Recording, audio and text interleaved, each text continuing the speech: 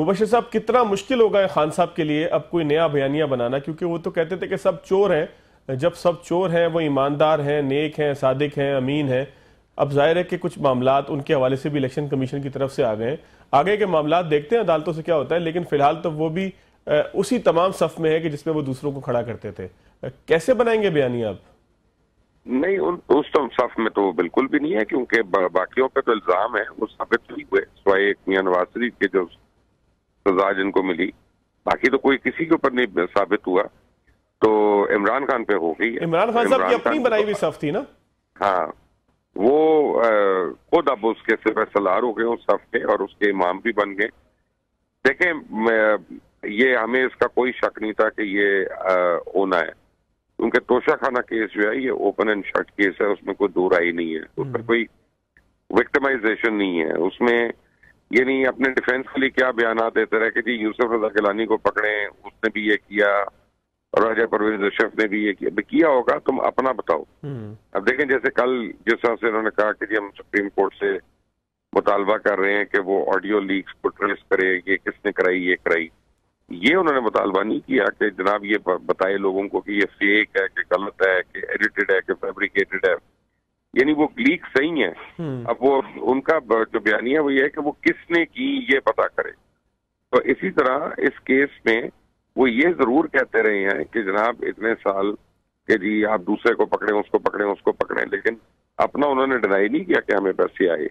अब बात यह है कि आप ये देखें कि सारी एक्सरसाइज में एक चीज लोग भूल गए हैं, और मैं आपके प्रोग्राम के तवज्जुह से याद करा दूं कि सैफुल्लाह नियाजी और आमिद जमान वो अभी तक अरेस्टेड हैं। बिल्कुल ऐसा। और इमरान खान की तरफ से कोई स्टेटमेंट नहीं आई, यानी पहली की बात कि उनके लिए, उनकी रिहाई के लिए ये नहीं हमें पता कि पीटीआई के वकला जो है वो कुछ उनके लिए जोर डाल रहे हैं कि नहीं। बेसिकली तो इसी केस में गए हैं, फॉरेन फंडिंग केस में अंदर गए हैं। बिल्कुल ठीक है। एक और केस मतलब है कि जी नेक्स्ट स्टेप जो है ये इलेक्शन कमीशन जो है एफआईए को सारे डॉक्यूमेंट्स देगा, एविडेंस देगा, और कहेगा कि क्रिमिनल एंड लीगल प्रोसीडिंग शुरू करो अब इमरान खान के ऊपर। तब वो भी शुरू होने वाली हैं।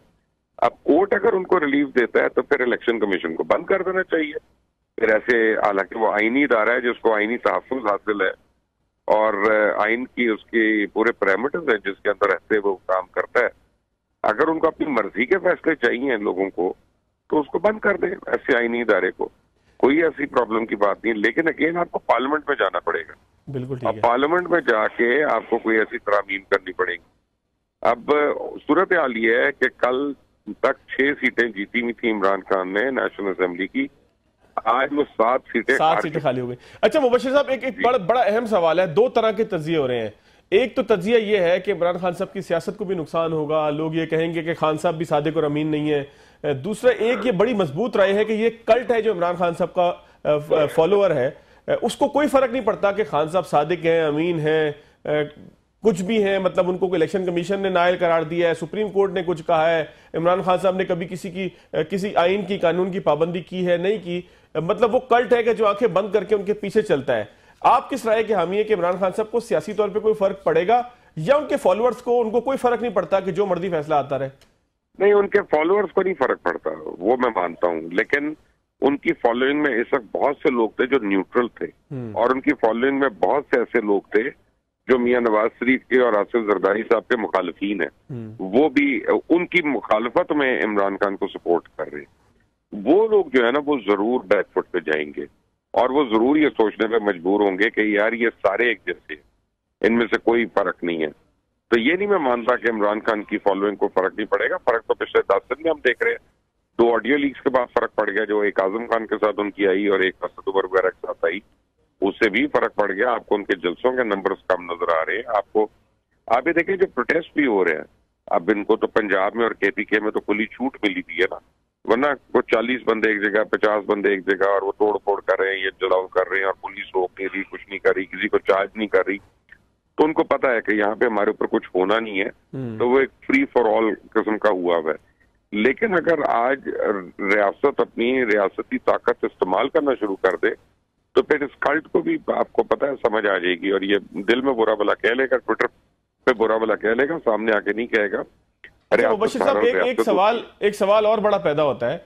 کہ اثاثے ظاہر نہیں کیے، کسی نے چھپائے بھی نہیں تھے، ظاہر ہے کہ وہ بعد میں انہوں نے ظاہر کیے، کچھ غلطی ہو گئی ان کو اثاثوں کے حوالے سے. ایک اس سے پہلے ایک وزیر اعظم تھے کہ جن کے اوپر الزام لگا کہ آپ نے بیٹے کی تنخواہ ظاہر نہیں کی تھی، ریسیویبل اپنے ظاہر نہیں کیے تھے. تو اگر اس طریقے سے سیاستدان، مین اسٹریم کے سیاستدان، سابق وزیر اعظم اور وزیر اعظم اگر نائل ہو جائیں گے تو پھر سیاست میں تو پھر بہت بونے قسم کے لوگ رہ جائیں گے. آپ نہیں سمجھتے کہ اس کے حوالے سے بھی کوئی نظر ثانی ہونی چاہیے؟ دیکھیں، یہ جو میں تو بڑی دیر کا کہہ رہا ہوں کہ آرٹیکل 62 اور 63 جو ہیں، یہ آرٹیکل جو ہے نا، یہ میلافائڈ ہی ہیں، یہ صحیح نہیں ہے. اور کیونکہ یہ ضیاء الحق کے بنائے ہوئے تھے، اور ضیاء الحق نے اس کی شامل کیے تھے کہ اپنی پسند کے لوگوں کو پاس کر دے اور اپنی ناپسند کے لوگوں کو ان کے تحت نااہل کر دے. لیکن بتدریج مثلا آپ عمران خان کے پاس موقع تھا کہ وہ کنسنسس کر کے اس کو ترامیم کر لیتے، انہوں نے نہیں کی. ہر ایک جو ہے وہ اپنے دور حکومت میں اس کو دوسروں کے خلاف استعمال کرتا دیکھنا چاہتا رہا ہے، اور اس نے اس کو رہنے دیا. آج ایک ایک کر کے سارے اس کے وکٹمز بن گئے. اور دیکھیں، اب عمران خان کو دو باتیں کرنا پڑیں گی. ایک تو ان کو تمام جماعتوں سے ہاتھ میں لانا پڑے گا، کیونکہ اب ان سب کا ایجنڈا ایک ہو گیا کہ بھئی جمہوریت کو ہم نے بچانا ہے اور اپنے آپ کو ہم نے بچانا ہے. اکیلے تو ہم سارے اس طرح الگ لگ جائیں گے. تو عمران خان کا ایک سٹانس بدلے گا. دوسرا، مجھے لگتا ہے کہ لانگ مارچ جو ہے فوری طور پہ وہ کھٹیا میں پڑ جائے گی، اور لانگ مارچ کرنا اتنا آسان نہیں ہوگا، کیونکہ اس کی اب بالکل بھی اجازت بھی نہیں ملے گی. اب عدالت مارچ ہوگا. اب عدالت مارچ ہوگا، بالکل صحیح کہہ رہے ہیں آپ. اب عدالت فرض کریں ان کو ریلیف دے دیتی ہے، جو کہ مجھے لگتا ہے کہ ملے گا. اور پھر مجھے یہ لگتا ہے کہ الیکشن کمیشن جو ہے کس بنیاد پہ مل سکتا ہے؟ کس بنیاد پہ مل سکتا ہے مبشر صاحب؟ آپ سمجھتے ہیں کہ کیس کے اندر آپ کو کچھ ایسا نظر آتا ہے کہ آپ سمجھتے ہیں کہ الیکشن کمیشن نے باعث ہو کے شاید فیصلہ دیا، کیونکہ خان صاحب کہتے ہیں الیکشن کمیشن باعث ہے، تو آپ سمجھتے ہیں قانونی طور پر کچھ ایسا نقطہ ہو سکتا ہے کہ جس کی بنیاد پر عمران خان صاحب کو ریلیف ملے؟ کس بنیاد پر ریلیف مل سکتا ہے وہ آپ میرے سے نہ ہی پوچھیں. چینل بھی بند ہوگا. میں پوچھنا بھی نہیں چاہتا، میں صرف یہ پوچھتا ہوں کہ آپ کو قانونی طور پر نظر آتا ہے؟ میں بھی بند ہوں گا. نہیں، رہنے دیں، وہ ان کے اوپر زور نہیں چاہتا ان کا.